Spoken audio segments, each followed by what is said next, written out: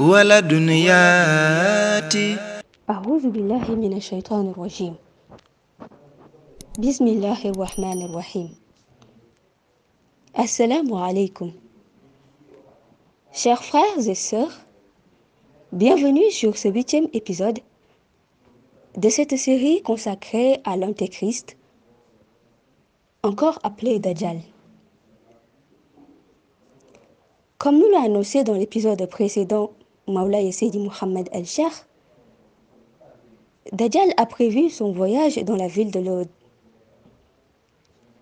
Lorsqu'il a informé ses camarades de parti du Front National Juif de ce voyage, l'ancien chef du parti qui lui avait remis les clés de la villa qu'il possède à Lod l'a mis en rapport avec son chauffeur en lui disant: Comme il vivait avec moi là-bas, il pourra te conduire à l'emplacement exact de la villa. Dajjal accepte favorablement la proposition. Le chauffeur vient alors avec une jolie limousine pour embarquer Dajjal. À 15 km de l'arrivée, le chauffeur se tourne vers Dajjal et lui dit: On ne s'était pas présenté. Je sais que les gens vous surnomment Masaya et vous êtes notre nouveau leader. Moi-même, je suis membre du parti Front National Juif. De par sa bienveillance, mon patron m'avait convoqué pour vous conduire à la villa et vous la présenter. Il m'a signifié qu'elle était maintenant la vôtre. Dajjal lui réplique: Effectivement, il m'a même déjà donné les clés. Et puisqu'il y a un jardin, je crois qu'elle est suffisamment spacieuse pour accueillir les futures réunions du parti. Le chauffeur l'interpelle. Mais est-ce qu'il vous a signalé le problème de la maison? Dajjal lui répond: Il ne m'a rien dit, mais je croyais que la maison n'avait pas de problème. Le chauffeur lui dit: Le seul problème de la maison est qu'elle est hantée. J'y ai séjourné avec mon patron, mais on ne pouvait pas dormir la nuit ni se reposer tranquillement la journée. Même lorsqu'on se mettait à table pour déjeuner, il y avait des êtres invisibles et maléfiques qui venaient éparpiller tout sur la table et tout gâter. Durant la nuit, ils créaient des bruits jusqu'à perturber notre sommeil. Je croyais pourtant qu'il vous en avait parlé, car c'est la raison pour laquelle on a déserté la maison pour aller à Tel Aviv. Pourtant, mon patron a financé presque tous ses millions dans la maison, raison pour laquelle elle est belle comme un palais. Dajjal lui confie alors: Il ne m'a pas informé de cela, mais je crois que cela n'est pas un problème. Personnellement, je n'ai pas peur de ces phénomènes.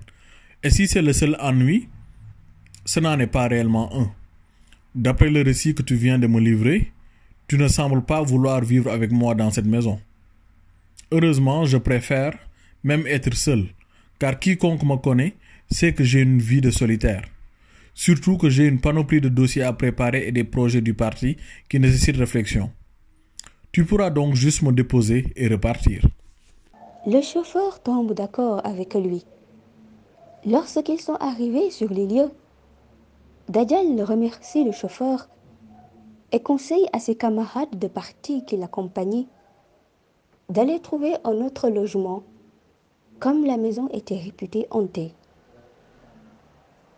Ils suivront eux aussi son conseil. Ainsi donc, Dajjal s'installe dans la maison. Durant ses premiers jours de séjour, ses voisins étaient au courant de son déménagement. Ils savaient que le nouveau occupant de la maison était celui qu'ils appelaient Massia, le nouveau leader du parti du Front National Juif. Il était aussi au courant de sa démission à la Knesset et au célèbre parti Likoud.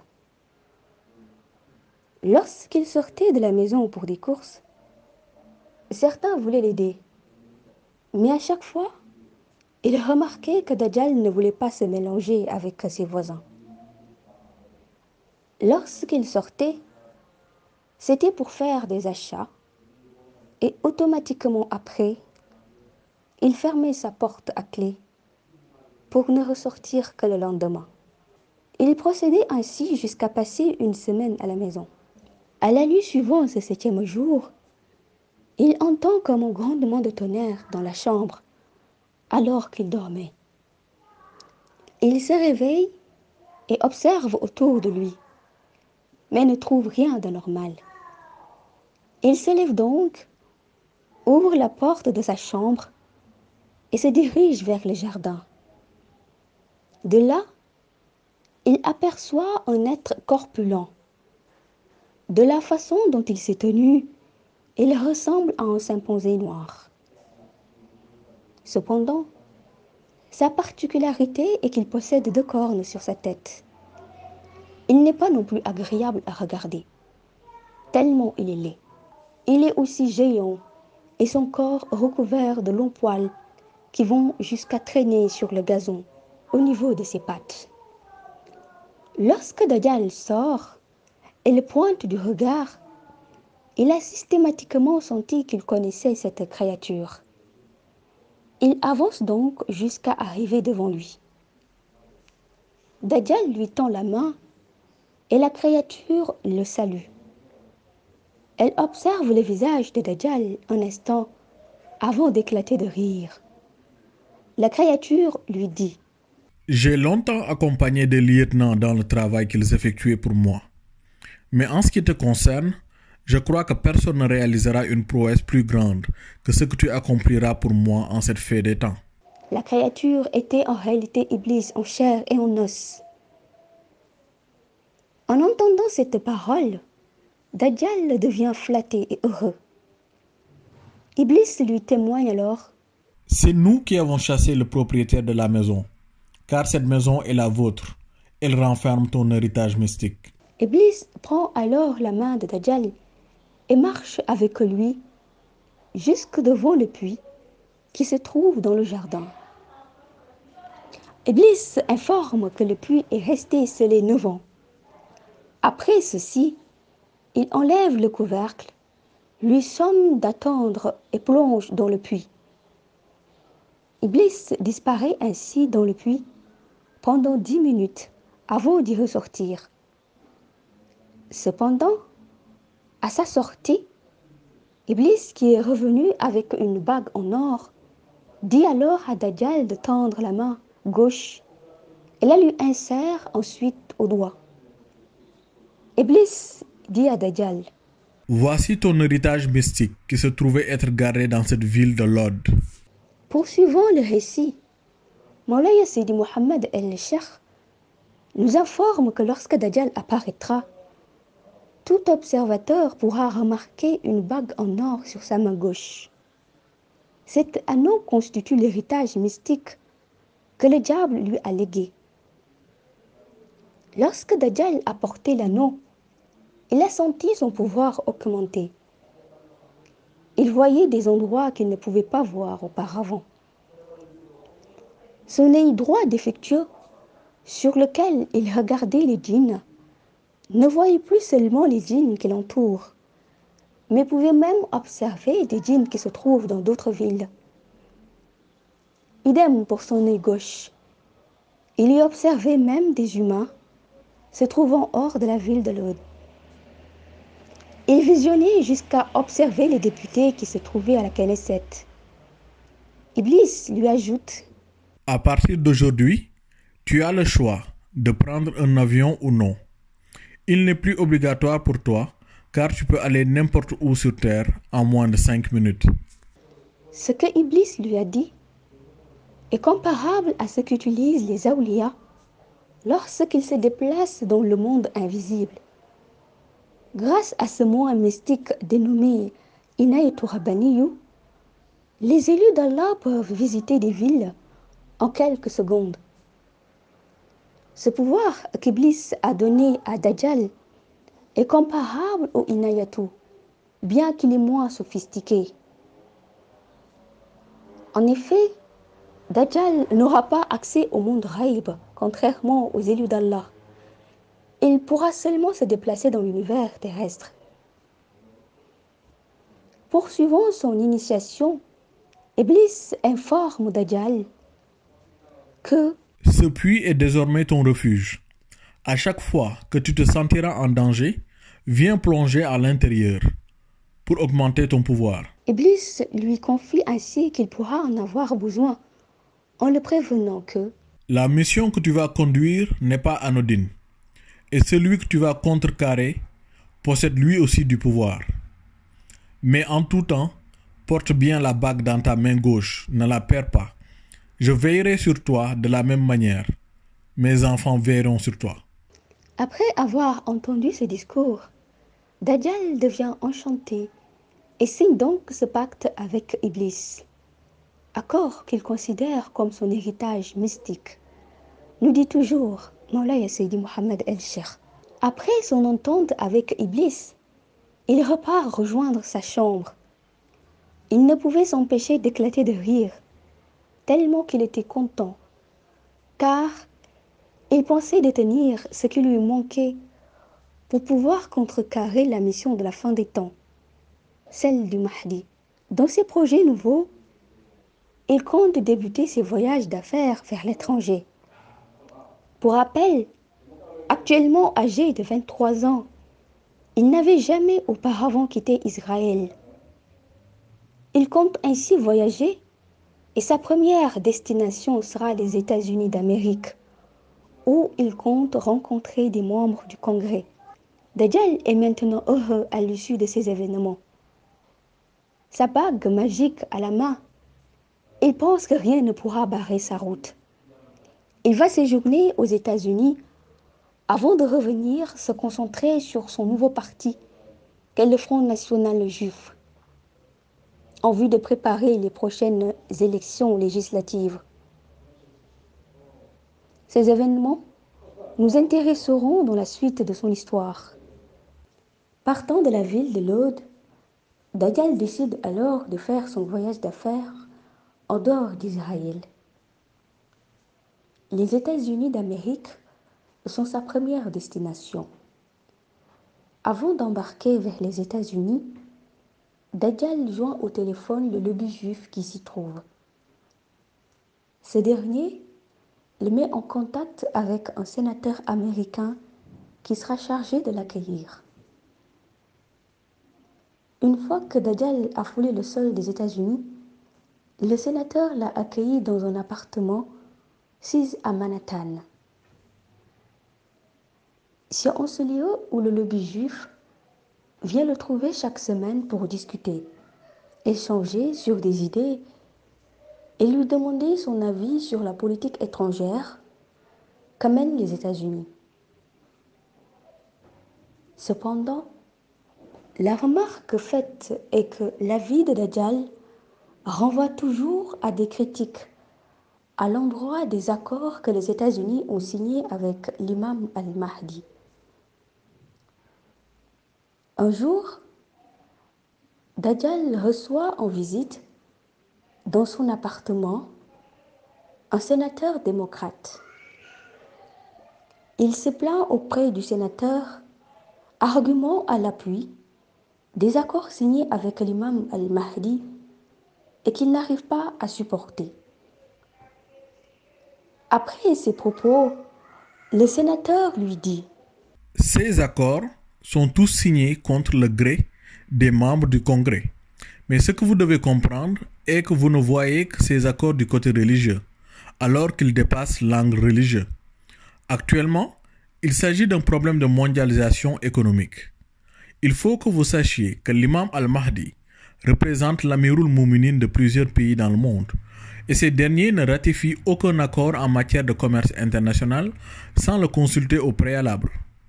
Donc si nous, les États-Unis, rejetons les accords de l'imam al-Mahdi, les pays puissants sous sa tutelle pourraient commencer à boycotter nos produits. Cela pourrait même faire l'objet d'embargos et aboutir à la chute de notre politique économique. Et dans ce cas, nous ne bénéficierons pas de la mondialisation économique. C'est la raison pour laquelle, quand l'imam al-Mahdi nous propose des accords, nous ne nous occupons pas de l'aspect religieux, mais on y regarde plutôt notre intérêt. Il faut donc considérer que tout ce que nous signons est de notre propre intérêt. Le sénateur explique ainsi les vraies raisons des accords signés. Mais ce discours n'arrive toujours pas à convaincre Dajjal. car il le rejette catégoriquement. Pourtant, si on analyse bien, ce que le sénateur lui a dit est raisonnable, parce que l'imam al-Mahdi est avec l'Arabie saoudite.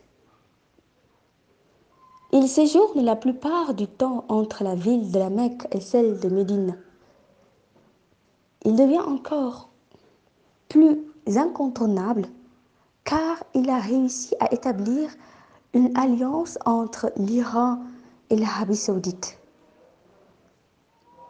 Il faut savoir que l'Iran avait une idéologie chiite qui considérait que l'imam al-Mahdi serait leur 12e calife, contrairement aux sunnites.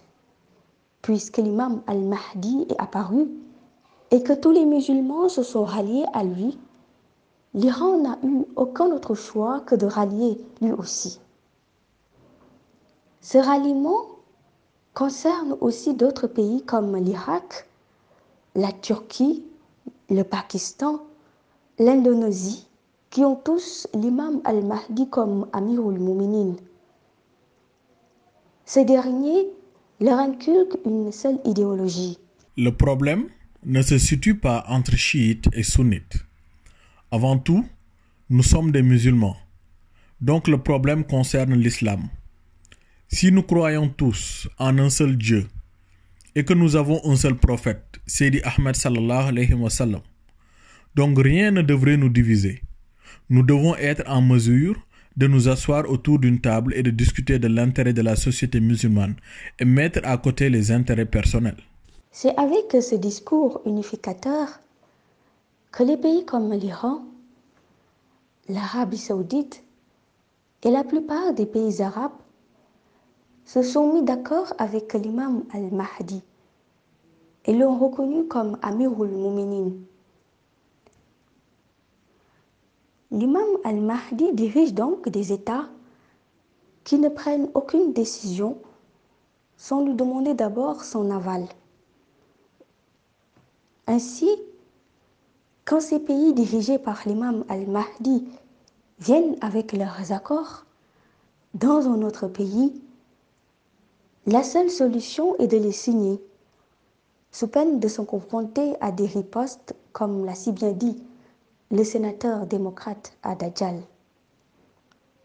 Ces ripostes sont soit un embargo, soit le boycott de leurs produits, et cela pourrait fragiliser leur économie.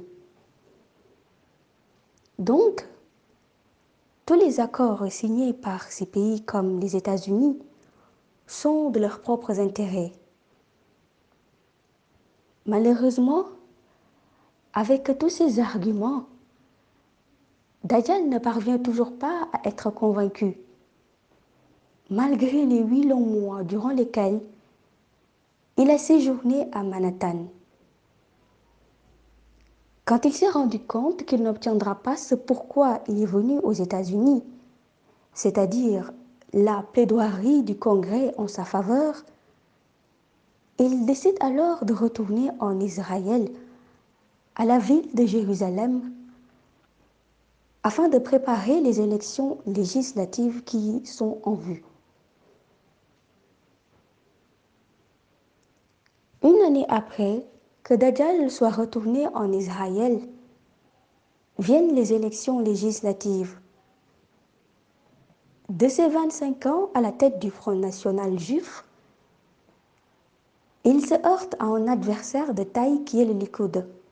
Le Likoud véhicule un message de paix et de justice, mais aussi la place importante qu'occupe l'économie.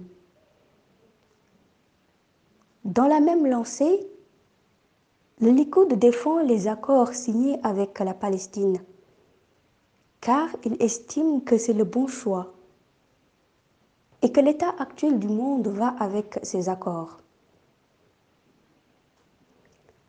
En plus, si ces accords n'étaient pas signés, l'Israël serait peut-être étouffé économiquement ou même faire l'objet d'embargo. En plus, si ces accords n'étaient pas signés, Israël serait peut-être étouffé économiquement ou même faire l'objet d'embargo. Les produits pourraient ne pas être vendus comme cela se fait actuellement.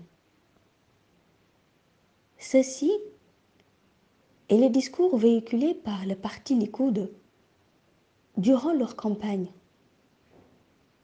tandis que Dajjal véhicule le contraire. Le contenu de son discours est axé sur le refus des accords signés, sur la personne de l'imam al-Mahdi et sur la domination que devrait exercer le peuple juif. Finalement, quand les élections sont arrivées, le peuple a prêté plus d'attention au Likoud qu'au Front national juif. À l'issue du scrutin, le Likoud a obtenu 50 députés et le Front national juif ne s'en est sorti qu'avec 15 députés. Ce résultat cause une grande déception chez Dajjal, car il croyait qu'il allait avoir la majorité devant son ancien parti qu'est le Likoud. Il ne peut alors que siéger à la Knesset, étant le leader du Front national juif, mais reste impuissant face aux accords et projets de loi, car il n'a pas la majorité. Pendant ce temps, au sein de la Knesset, les accords en faveur de la Palestine et du monde musulman continuent d'être imposés et signés. Dajjal et les députés de son parti restent alors dans cette atmosphère d'impuissance à la Knesset pendant 4 années, à l'issue desquelles Dajjal devient âgé de 29 ans, moment qui coïncide avec la préparation de nouvelles législatives. Ses conseillers viennent à lui et lui disent: Nous pensons que vous devriez changer de discours si nous voulons avoir la majorité. Vu l'état actuel du pays et du monde, votre discours nous fait plutôt reculer, mais ne nous fera pas avancer. Même si au fond de vous, vous n'y croyez pas, il faut essayer d'aller à la même direction que le monde, car actuellement, on ne parle que de ces accords. Dajjal leur répond: Je vais y réfléchir, mais je ne pense pas pouvoir le faire, car je n'y crois pas.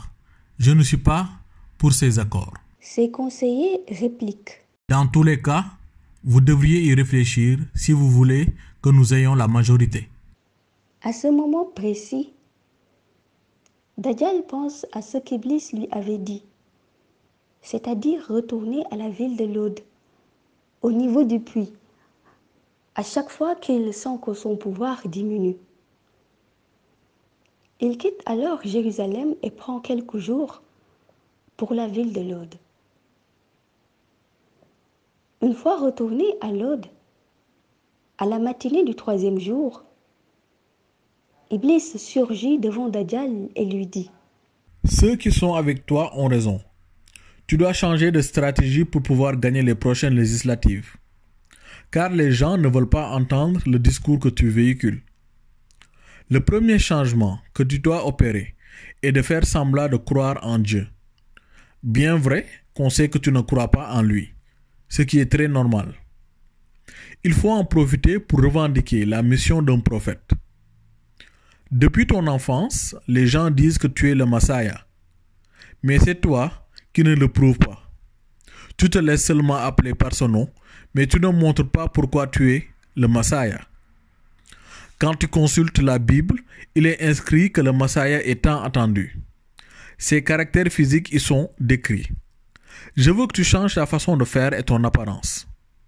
Va chercher une tunique jaune et porte-la. Utilise la bague magique que je t'ai donnée pour changer tes cheveux crépus en cheveux longs jusqu'à tes épaules. Quand tu sortiras, tu diras que c'est toi le prophète Issa. Certes, ils diront que tu crois en Dieu étant prophète, mais cela ne doit pas te déranger, car ce sera juste une question de stratégie pour les prochaines élections législatives. Tu essaieras de prouver que tu es le Messie. Ainsi, ils se focaliseront plus sur la prophétie que tu prêcheras au détriment des accords dont tu opposes. Quand tu feras ceci, tu verras que tu vas réussir aux élections à venir. Dajjal accepte ainsi ces recommandations d'Iblis et décide alors de participer aux élections tout en essayant de se faire passer pour le prophète Isa, alayhi salam. Iblis ajoute également que tout ce qu'il pourrait faire pour l'appuyer dans cette mission, il le fera. Par la suite, Dajjal retourne à Jérusalem. Il se procure un manteau jaune et par ses pouvoirs magiques, il rend ses cheveux crépus, lisses et longs jusqu'à ses épaules. Il achète également un âne qu'il monte, habillé de son manteau jaune, et commence à parcourir les rues de Jérusalem. À chaque fois qu'il passe à proximité d'une synagogue, les gens se demandent s'il ne s'agit pas du retour de Isa, car dans leur Bible, lorsque Isa reviendra, il sortira à Jérusalem. Il sera un rabbin juif et amènera la domination du peuple juif sur le monde. Ce qui est bien différent de la descente du prophète Isa alayhi salam à l'ouest de Damas, tel que le prophète Sayyidi Ahmed sallallahu alayhi wa sallam l'a expliqué. Dajjal commence à attirer l'attention et des gens commencent à le suivre jusqu'à un endroit où il descend de l'âne et leur dit: Vous m'avez longtemps appelé Masaya depuis ma plus tendre enfance. Si je ne vous ai jamais avoué que j'étais le prophète Isa, c'est parce que ce n'était pas le moment opportun. Maintenant, l'heure est venue de vous le prouver et de vous montrer que votre sauveur est arrivé. Cette injustice que vous vivez actuellement provient de celui qui a été proclamé à la Mecque. Dajjal fait référence au pèlerinage de l'imam al-Mahdi, où un ange le proclame comme étant le Mahdi.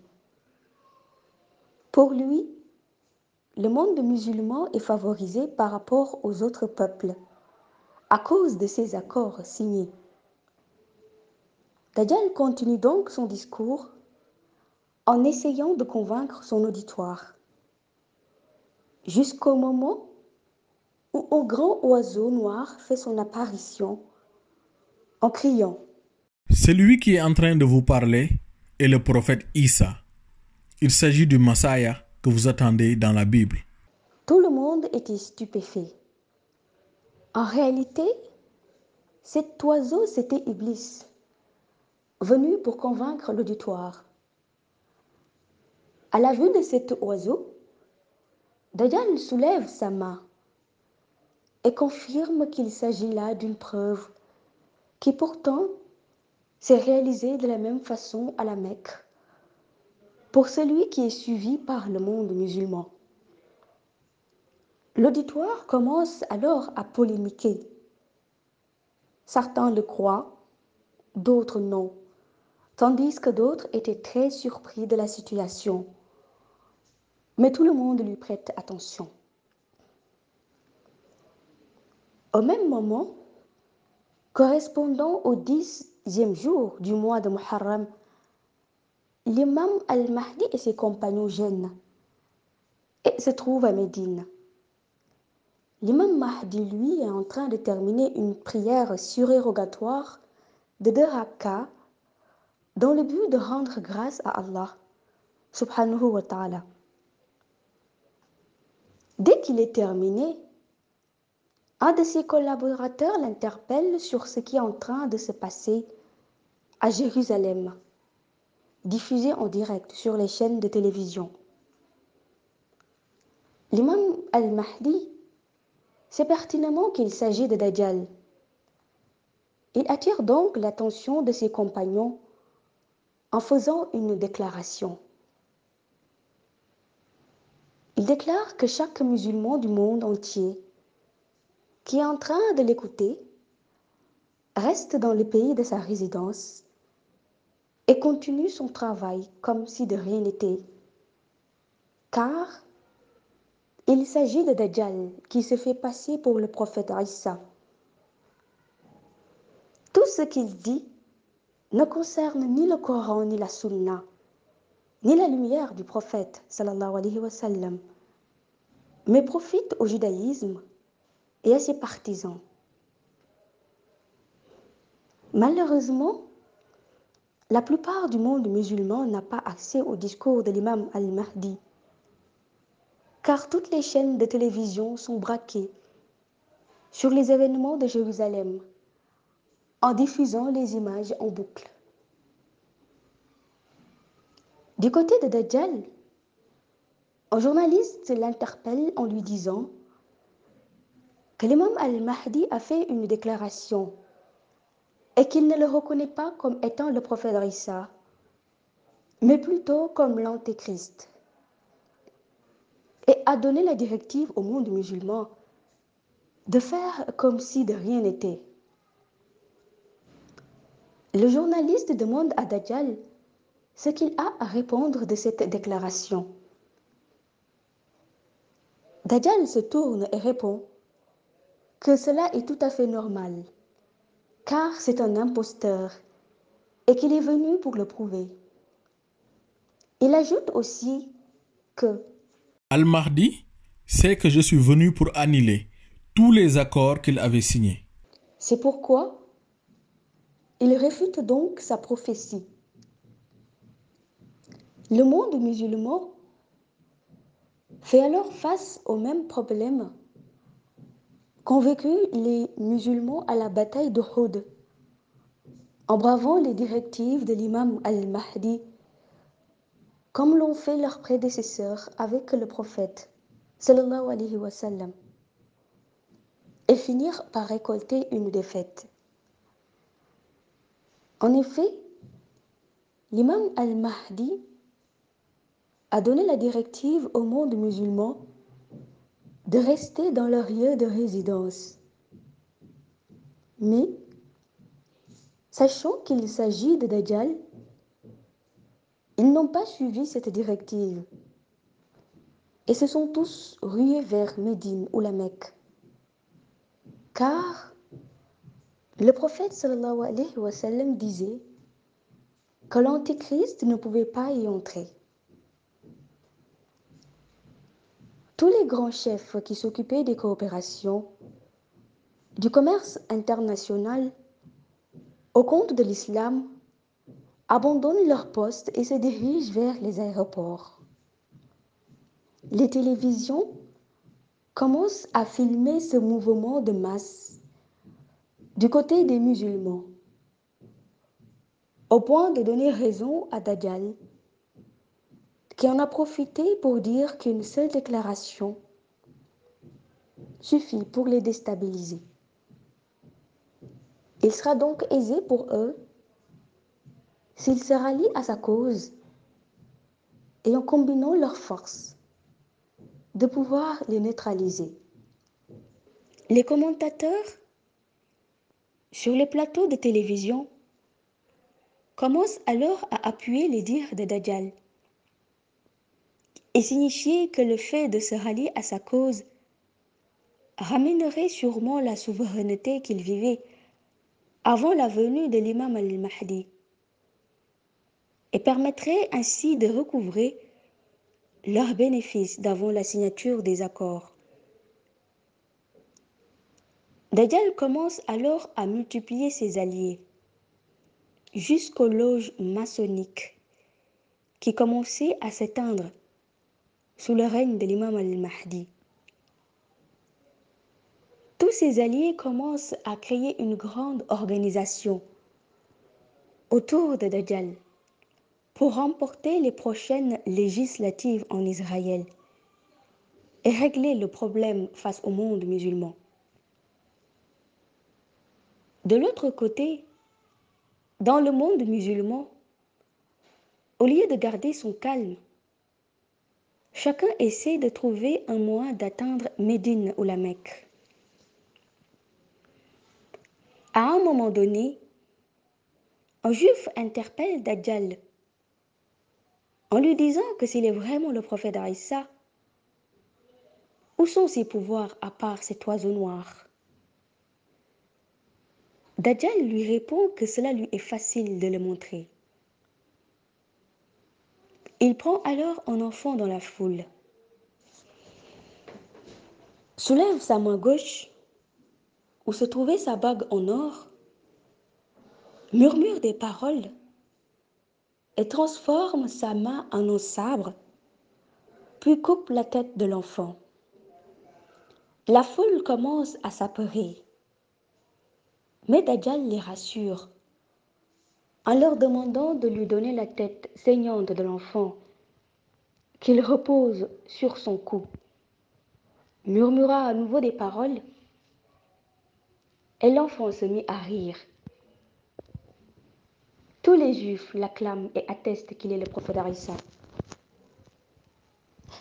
Ces enseignements seront tirés de notre guide spirituel, Maulaya Sidi Mohamed El-Cheikh. Nous vous donnons rendez-vous à l'épisode suivant pour la suite de l'histoire sur Dajjal.